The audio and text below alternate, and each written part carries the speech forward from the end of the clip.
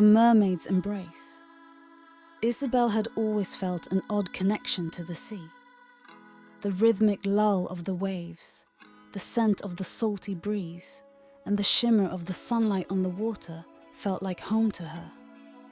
This feeling was intensified by her inexplicable dreams, where she swam gracefully with a tail, surrounded by schools of colourful fish and mysterious underwater landscapes. Living in a coastal town, Isabelle had often heard local myths about creatures of the sea, but she never paid much attention, dismissing them as mere stories. That was until the eve of her 15th birthday. Days before her birthday, Isabelle noticed strange things happening to her. Whenever she touched water, her fingers would tingle, and she'd find it hard to resist the urge to dive in. She even thought she saw thin scales appearing on her legs. Isabelle was pondering these oddities when, on her birthday, a mysterious woman appeared at her doorstep. The woman had flowing auburn hair, striking blue eyes, and an ethereal grace. "Isabelle," she began, with a voice as soft as the distant waves. "I am Marina, your mother." Isabelle's heart raced. She had grown up with her father, who had told her that her mother had left them when she was just a baby. "Why are you here?"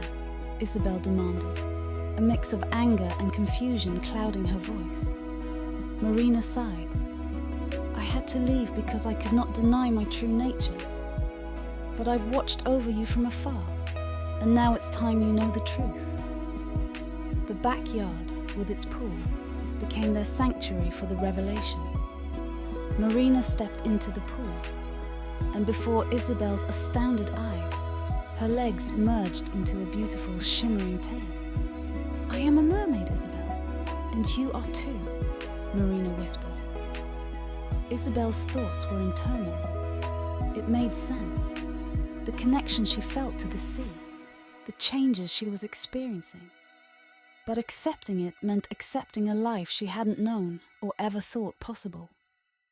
Seeing the conflict in her daughter's eyes, Marina said, "Come with me just for a while. Meet your family under the sea, understand our world, and then decide." Overwhelmed and curious, Isabelle agreed. Holding hands, they dived into the sea. The transformation was instant.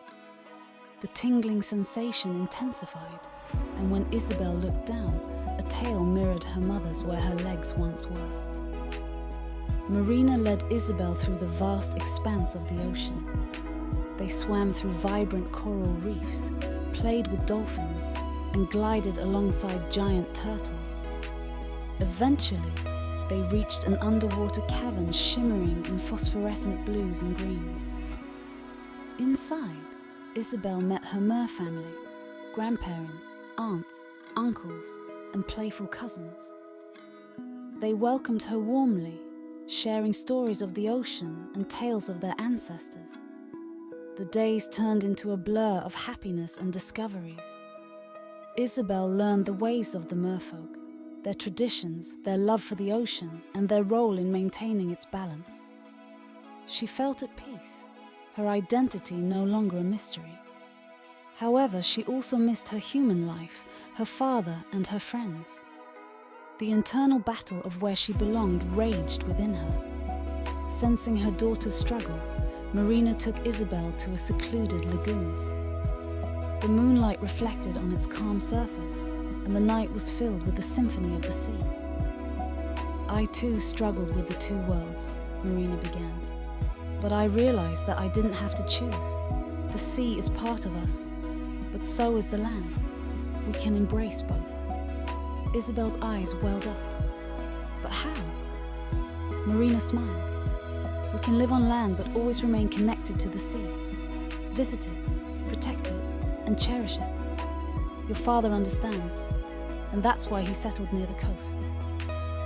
Returning to the cavern, a grand celebration marked Isabelle's rite of passage.